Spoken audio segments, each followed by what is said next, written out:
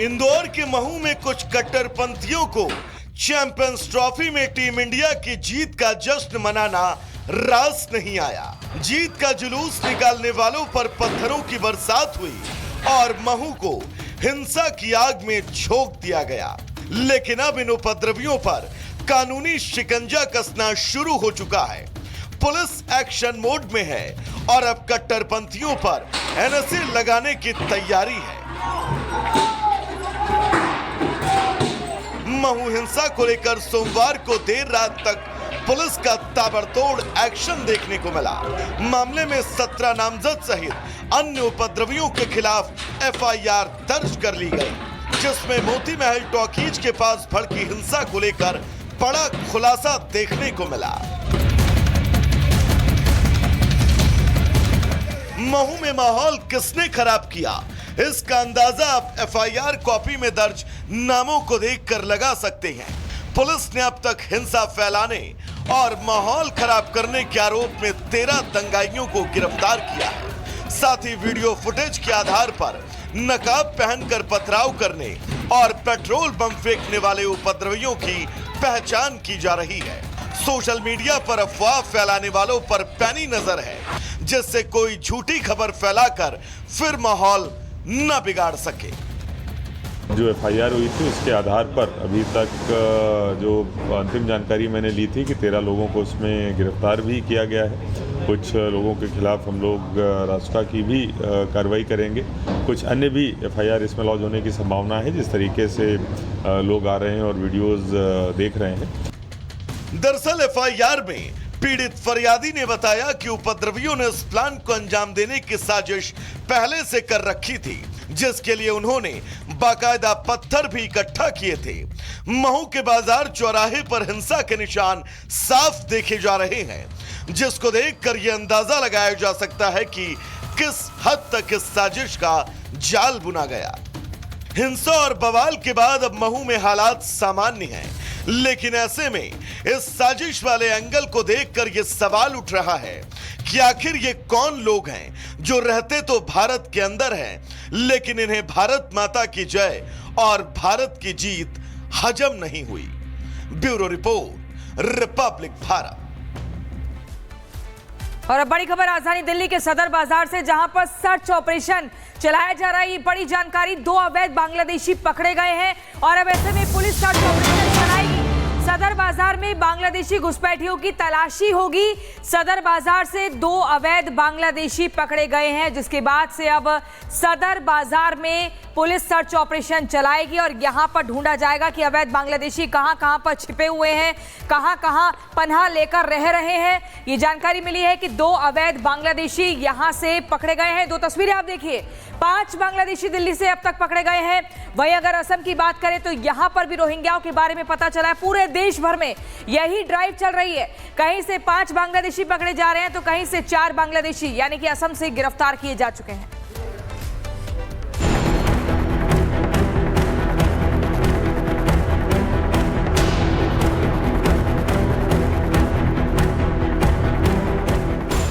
राजधानी दिल्ली में एक बार फिर अवैध तरीके से छिपे विदेशी नागरिकों के खिलाफ चल रही मुहिम को बड़ी सफलता मिली है। दिल्ली में 24 घंटों में अलग अलग जगहों से 5 बांग्लादेशियों को गिरफ्तार किया गया है। दिल्ली विधानसभा चुनावों के ठीक पहले शुरू हुई इस मुहिम का असर अब दिखने लगा है। एजेंसियों का कहना है कि असल समस्या ये है कि भारत की 4000 किलोमीटर करीब लंबी सीमा रेखा बांग्लादेश से जुड़ती है और बहुत सी ऐसी बड़ी सीमा रेखा है जहां पे कोई फेंसिंग नहीं है। वो कई राज्यों में घुसपैठ करते हैं और उसके बाद दिल्ली आते हैं। दिल्ली पुलिस से मिली जानकारी के अनुसार एंटी घुसपैठिया ड्राइव के तहत पुलिस ने कुल 5 बांग्लादेशियों को पकड़ा है। पकड़े गए बांग्लादेशी दिल्ली के अलग अलग जगहों पर ठिकाने बनाकर रह रहे थे। 2 घुसपैठियों को सदर बाजार इलाके से गिरफ्तार किया गया है, जबकि 3 बांग्लादेशियों को बाहरी जिले से पकड़ा गया है। खास बात यह है कि घुसपैठियों ने अपने जाली दस्तावेज भी बनवा कर रखे थे। आपको बता दें कि दिल्ली विधानसभा चुनावों से ठीक पहले राजधानी में घुसपैठ का मुद्दा बेहद तेजी से चर्चा में आया था। दिल्ली के उपराज्यपाल ने पुलिस को ऐसे रोहिंग्या बांग्लादेशियों की पहचान और उनके खिलाफ कार्रवाई करने का निर्देश दिया था। आरोप है कि भारी संख्या में घुसपैठिए दिल्ली की भरी झुग्गियों में छिपे बैठे हैं, जिसके बाद दिल्ली पुलिस लगातार ऐसी ड्राइव चला रही है। कैंप लगाकर संदिग्धों की कागजात चेक किए जा रहे हैं। इसके अलावा खुफिया इनपुट के आधार पर भी घुसपैठियों पर कार्रवाई की जा रही है। बांग्लादेश में घुसपैठ कराने वाले कई गैंग एक्टिव हैं। भारत बांग्लादेश सीमा के दुर्गम इलाकों से घुसपैठ की जाती है। घुसपैठ के बाद एजेंट ही इनके फर्जी दस्तावेज बनवाते हैं। दस्तावेज बनवाकर इन्हें भारत के बड़े शहरों की झुग्गियों में बसा देते हैं। भारत में घुसपैठ करने वाले कई संदिग्धों का नाम तस्करी, आतंकवाद, ड्रग्स जैसे धंधों में भी सामने आया है। इसलिए दिल्ली में पुलिस ने ऐसे लोगों को निकालने की मुहिम शुरू कर दी है। दिल्ली में मिल रही सफलता के बाद माना जा रहा है कि ऐसी ही मुहिम देश के दूसरे हिस्सों में भी शुरू की जा सकती है। Bureau report, Republic Bharat. और हमारे साथ हमारे सहयोगी सुमित सीधे जुड़ रहे हैं सदर बाजार इलाके से, जहां कार्रवाई चल रही है। सुमित, अलग अलग इलाकों में आइडेंटिफाई किया जा रहा है कि ये रोहिंग्या घुसपैठिए कैसे रह रहे हैं, और सिर्फ इन्हें नहीं आइडेंटिफाई किया जा रहा है बल्कि उस नेटवर्क को भी आइडेंटिफाई किया जा रहा है जिसके जरिए ये फर्जी आइडेंटिटी कार्ड बनाते हैं।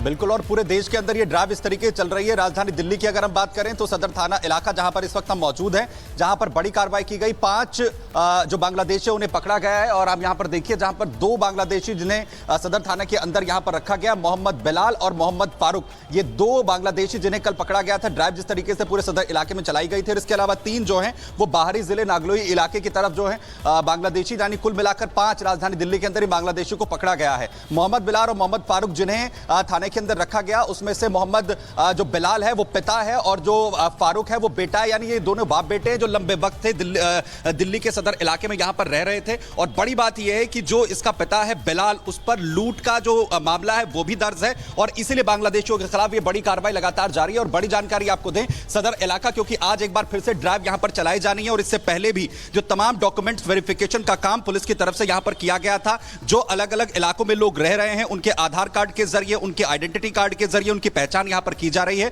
और इसके साथ ही उनको डिपोर्ट करने की जो कार्रवाई है वो भी शुरू कर दी गई है। एफआरआरओ में इनको भेजा जा रहा है, और उसके बाद बांग्लादेश जो है इन्हें पहुंचाने की जो कार्रवाई है वो सुनिश्चित यहां पर की जा रही है। दरअसल खुद गृह मंत्रालय की तरफ से बिल्कुल सुमित, महत्वपूर्ण जानकारी आप दे रहे हैं। पहले पहचान की जा रही है, उसके बाद डिपोर्ट की प्रक्रिया भी शुरू हो रही है, और इसी के चलते दिल्ली के अलग अलग इलाकों में लगातार ढूंढा जा रहा है, खोजा जा रहा है, क्योंकि कई झुग्गियों में भी ये छुपे हुए हैं। बहुत शुक्रिया आपका हमारे साथ जुड़ने के लिए।